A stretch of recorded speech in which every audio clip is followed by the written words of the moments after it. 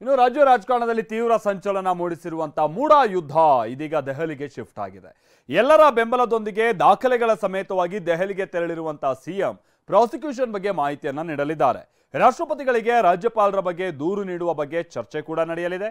ಈ ಮಧ್ಯೆ ರಾಜ್ಯಪಾಲರು 15 ಬಿಲ್ಗಳನ್ನ ವಾಪಸ್ ಕಳಿಸಿದ್ದಾರೆ ಅಂತ ಡಿಕೆ ಶಿವಕುಮಾರ್ ಆರೋಪಿಸ್ತಾ ಇದ್ದಾರೆ. ಭ್ರಷ್ಟಾಚಾರದಿಂದ ಸ್ವಯಂ ರಕ್ಷಣೆಗೆ ಇದೊಂದು ಪ್ರಯತ್ನ. ಬಿಜೆಪಿ ಎಂಎಲ್ಎಗಳು ಹೋಗಿ ಹೇಳಿದ ತಕ್ಷಣ ಎಲ್ಲ ವಾಪಸ್ ಕಳಿಸ್ಬಿಟ್ರೆ,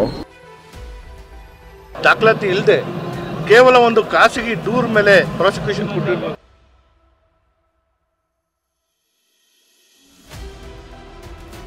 ಮೈಸೂರು ಸೈಟ್, ಬೆಂಗಳೂರಲ್ಲಿ ಪ್ರಾಸಿಕ್ಯೂಷನ್ ಫೈಟ್. ಇದೇ ಜಟಾಪಟಿ ಈಗ ರಾಷ್ಟ್ರ ರಾಜಧಾನಿ ದೆಹಲಿಗೆ ಶಿಫ್ಟ್ ಆಗಿದೆ.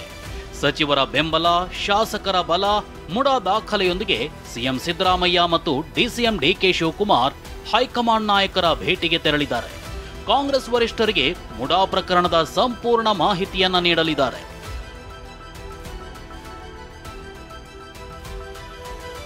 ಸಿಎಂ ಸಿದ್ದರಾಮಯ್ಯ ವಿರುದ್ಧ ತನಿಖೆಗೆ ಆದೇಶಿಸಿ ರಾಜ್ಯಪಾಲರು ಹೊರಡಿಸಿರೋ ಪ್ರಾಸಿಕ್ಯೂಷನ್ ಸರ್ಕಾರ ಮತ್ತು ಗವರ್ನರ್ ನಡುವಿನ ಸಂಘರ್ಷಕ್ಕೆ ಕಾರಣವಾಗಿದೆ.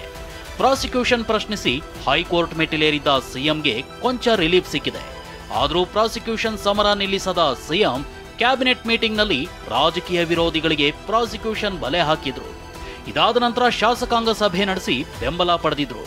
ರಾಜ್ಯಪಾಲರ ವಿರುದ್ಧ ಅಸಮಾಧಾನ ಹೊರಹಾಕಿದ ಶಾಸಕರು ರಾಷ್ಟ್ರಪತಿಗಳಿಗೆ ದೂರು ನೀಡೋ ಬಗ್ಗೆ ಸಲಹೆ ನೀಡಿದ್ರು.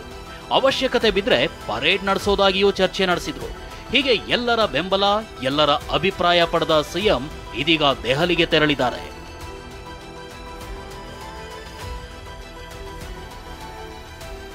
ವರಿಷ್ಠರ ಜೊತೆ ಮುಂದಿನ ಹೋರಾಟದ ಬಗ್ಗೆ ಚರ್ಚಿಸಲಿರುವ ಸಿಎಂ ಇಂಡಿಯಾ ಒಕ್ಕೂಟದ ಸಿಎಂಗಳ ಜೊತೆ ರಾಷ್ಟ್ರಪತಿಗಳಿಗೆ ದೂರು ನೀಡೋ ಸಂಬಂಧ ಸಮಾಲೋಚನೆ ನಡೆಸಲಿದ್ದಾರೆ. ಇವತ್ತಿನ ಸಭೆಯಲ್ಲಿ ಹೈಕಮಾಂಡ್ ಒಪ್ಪಿಗೆ ಕೊಟ್ಟರೆ ಮುಡಾ ಕದನ ರಾಷ್ಟ್ರಪತಿಗಳ ಅಂಗಳ ತಲುಪಲಿದೆ.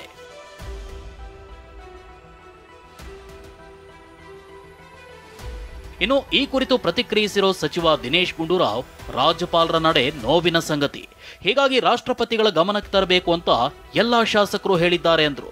ಶಾಸಕ ತನ್ವೀರ್ ಸೇಠ್ ಕೂಡ ಪ್ರತಿಕ್ರಿಯಿಸಿದ್ದು, ನಮ್ಮ ರಕ್ಷಣೆಗೆ ರಾಷ್ಟ್ರಪತಿಗಳು ಬರಬೇಕಿದೆ ಅಂತ ಮನವಿ ಮಾಡಿದರು. ಇದು ಅತ್ಯಂತ ಒಂದು ನೋವಿನ ಸಂಗತಿ. ಅವರು ಈ ರೀತಿಯಾದಂಥ ನಡೆ ಅವ್ರು ಇಡಬಾರ್ದಾಗಿತ್ತು ಅಂತ ಎಲ್ಲ ಶಾಸಕರ ಅಭಿಪ್ರಾಯ ಕೊಟ್ಟು, ಅವರು ಕೇಂದ್ರ ಸರ್ಕಾರ ಮತ್ತು BJPಯ ಒಂದು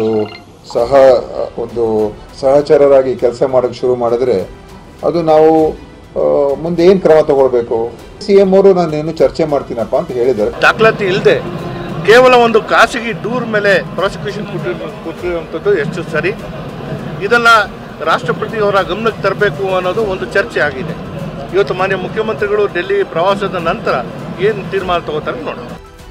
ರಾಷ್ಟ್ರಪತಿಗಳ ಮುಂದೆ ಪರೇಡ್ ನಡೆಸೋ ವಿಚಾರಕ್ಕೆ ಕೌಂಟರ್ ಕೊಟ್ಟಿರೋ ಕೇಂದ್ರ ಸಚಿವ ಪ್ರಹ್ಲಾದ್ ಜೋಶಿ, ಕಾಂಗ್ರೆಸ್ನವರು ಪರೇಡ್ ಮಾಡೋದು ಬೇಡ, ಜನರೇ ನಿಮ್ಮನ್ನ ಪರೇಡ್ ಮಾಡಿಸ್ತಾರೆ ಅಂತ ಕುಟುಕಿದ್ರು.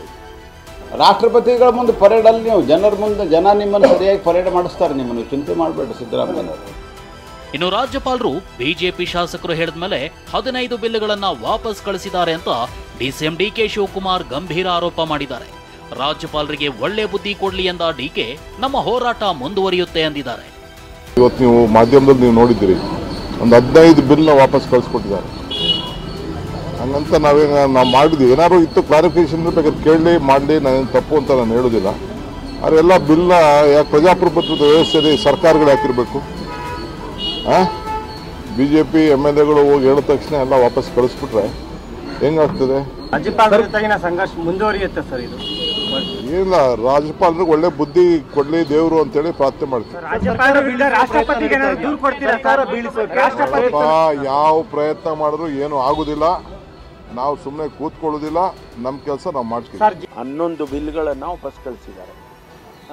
ಅದರಲ್ಲಿ ಕೆಲವು ಬಿಲ್ಗಳು ಇರ್ಬೋದು, ಕ್ಲಾರಿಫಿಕೇಷನ್ಸ್ ಅವರಿಗೆ ಬೇಕಾಗಿರ್ಬೋದು. ಆದರೆ ಸಾಮಾನ್ಯವಾದಂಥ ಬಿಲ್ಗಳನ್ನು ಕೂಡ ಅವರು ವಾಪಸ್ ಕಳಿಸಿದ್ದಾರೆ. ಅಂದರೆ ಎಲ್ಲೋ ಒಂದು ಕಡೆ ರಾಜ್ಯಪಾಲರಿಗೆ ನಮ್ಮ ಸರ್ಕಾರದ ಮೇಲೆ ಅಷ್ಟೊಂದು ವಿಶ್ವಾಸದ ಕೊರತೆ ಆಗಿದೆ ಅನ್ನೋಂಥ ಒಂದು ಸಂದೇಶ ಸಿಗ್ತಾ ಇದೆ.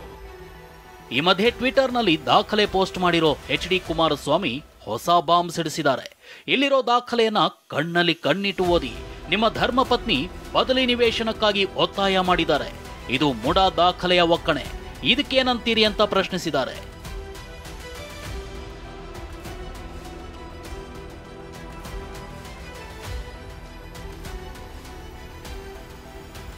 ಸದ್ಯ ಮುಡಾ ಬೆಂಕಿ ದೆಹಲಿಗೆ ವ್ಯಾಪಿಸಿದ್ದು ಇವತ್ತು ಸಂಜೆಯೊಳಗೆ ಮತ್ತೊಂದು ಟ್ವಿಸ್ಟ್ ಪಡೆದುಕೊಳ್ಳೋ ಸಾಧ್ಯತೆ ಇದೆ.